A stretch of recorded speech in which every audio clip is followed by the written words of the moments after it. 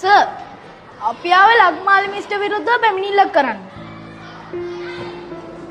ලක්මාලි මිසුත් මෙතන ඉන්න ඕනේ. කියන්නකෝ බලන්න පැමිණිල්ල.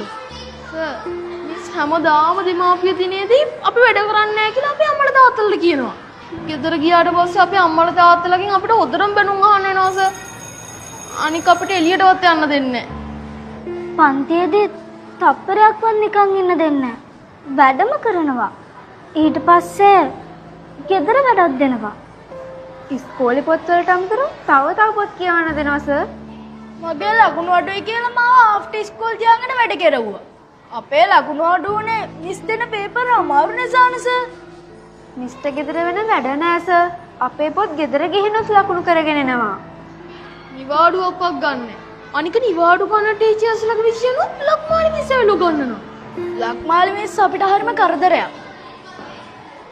මෙන්න sir පැමිණිල්ල.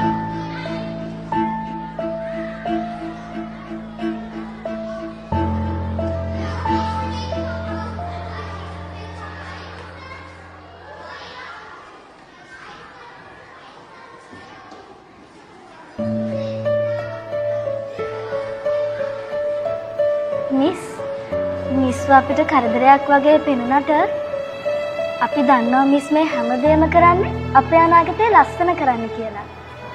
A හැමදේටම thank you miss. අපිට කරදර නැති සුන්දර අනාගතයක් හදන්න හදවතින්ම කැපවෙන ගුරු මව්පියවරුන් හට සුබ ගුරු දිනයක් වේවා.